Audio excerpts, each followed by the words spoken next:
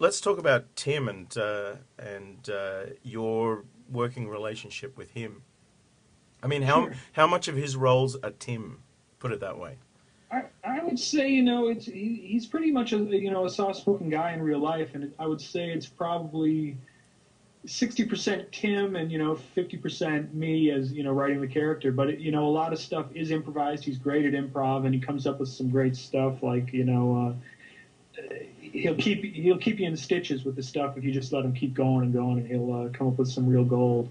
Mm. And he's one of those guys who just he's in it for the long run, and he'll be there in 3 days until you say cut, and won't complain a bit. He's just a real find, and it was one of those things where it was really seemed kind of fateful that we clicked, and we've been working together now for over 10 years. So it's knock on wood that we continue to work together. Yeah. Easter Bunny Kill Kill is finished in 2006.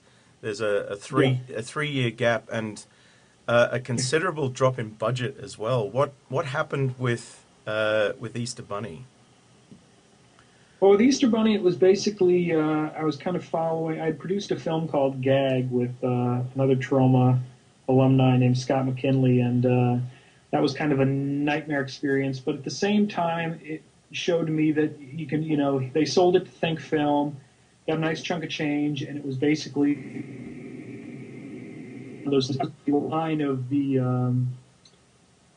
around that time was basically the heyday of direct to video, where Lionsgate was buying everything, and no matter how shitty it was, no matter what it was, they put something on the box that was like a face screaming or a wielding maniac or whatever. So the idea was, okay, I'm going to kind of follow the Gag model and just crank something out that's kind of by the numbers slasher film. And what's something that hasn't been done? Oh, Easter, let's do the Easter slasher film, and make it as cheap as possible, and we'll make a good chunk of change on it. And when I went to write the script, I couldn't really do a by the numbers slasher. I couldn't do it. The greatest Psycho and Halloween and Black Christmas, they've been done, and they're the greatest slasher model. You can't really outdo those. So I thought I'm going to try to do it my way, but at the same time, you've got a mass killer, and you can put it on the box, and people, they'll rent it no matter what, and then they get it, and they're like, some will be like, oh, this is great. Others will be like, this is shit, because there's not, naked cheerleaders running around with exploding Easter eggs and all that kind of nonsense.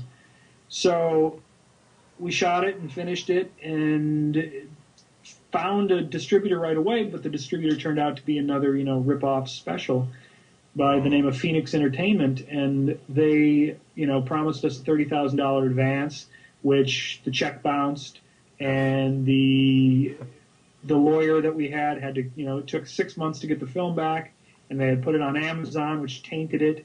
So it was hard to find another distributor, and a couple came and went, and with offers, but nothing. I held out, and finally, with Breaking Glass, part of the deal for them to pick up Someone's Knocking, I was like, you got to pick up Easter Bunny too, and get it out there. So luckily they did, and it's got a new life now.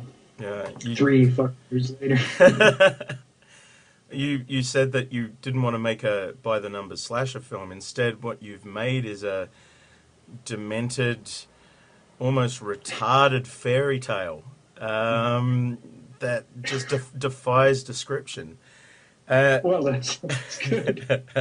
And the biggest inspiration for it was the Val Lewton film Curse of the Cat People, which was a sequel to Cat People, of course, but it was more a girl and her desire for a friend. So that's what was the biggest inspiration for Easter Bunny Kill Kill film-wise. Yeah. And another one. Why it didn't do so well. Another one of those great finds is David Z. Stamp, who, along with Tim Muscatel, play two of the most demented screen villains since I think I mentioned to you before Dean Stockwell and Dennis Hopper in Blue Velvet. Like, that is a great as a duo, they're just amazing. One's a murdering psychopath, and the other one is the other's a crippled pedophile who's at one point dragging himself down the hallway going, "Oh, boy pussy, boy pussy." It's just creepy, man. That's where did you find David?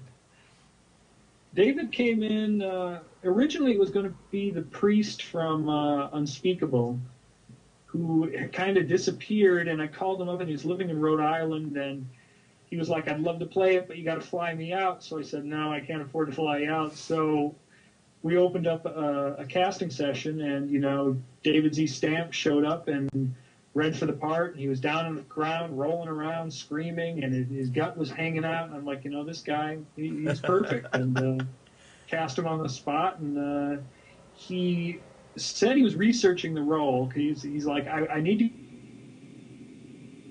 to... And he said, well, it used to be a hangout in Hollywood where child molesters would go, pedophiles would hang out, and they'd exchange pictures and, all this stuff. And he just seemed to know an awful lot about this place. So either he was really researched pedophiles, or he's an actual pedophile, and the world may never know. But, Maybe the authorities will. After this, who knows? How low is low budget on Easter Bunny?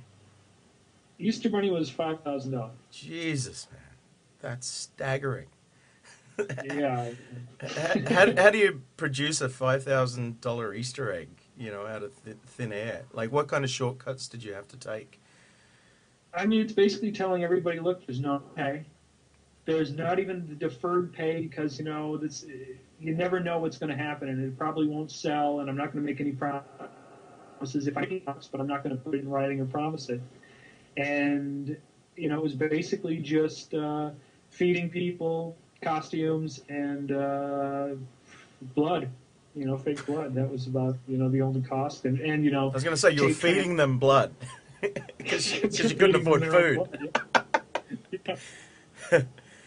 God, that's amazing. Then all of a sudden you have a producer approach you, who then says, "Here's money. Go make a film." Talk us through your meeting with Roam. What's that? Talk us through your meeting with Roam. What was the?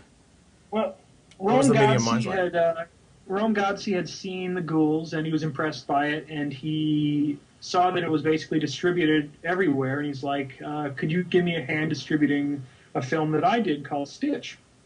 And I said, "Sure, send me a copy, and I'll take a look at it and see what I can do."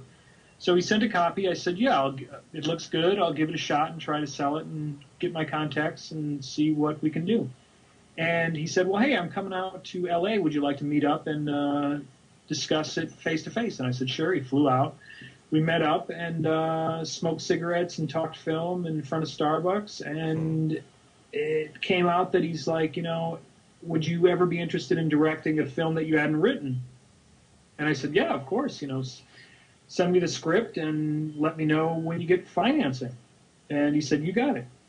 He left, sent me the script like he promised. I took a look at it, and it was kind of a by-the-numbers slasher film, which was fine. And I said, "Sure, I'd be interested in doing it." And he's like, "Good, because I got the money to do it." And I'm like, "Okay, great. Can I take a pass at it and, try to inject a little of my my style or my whatever into the script?" And he said, "Yeah, go ahead, you go nuts." So I went into it and started writing, and I was basically trying to make kind of a Hellraiser meets Session 9 kind of thing, and with a lot of hardcore sex and nudity. And he was open to that, so I went on the script and sent it to him. He liked it, the investors liked it, and off we went. I think the only way that you could describe that film is psychedelic. I mean, it is a fucking trip of a film. And at the end of it, you honestly feel like you've spent 10 hours in an isolation tank on mushrooms. It did it.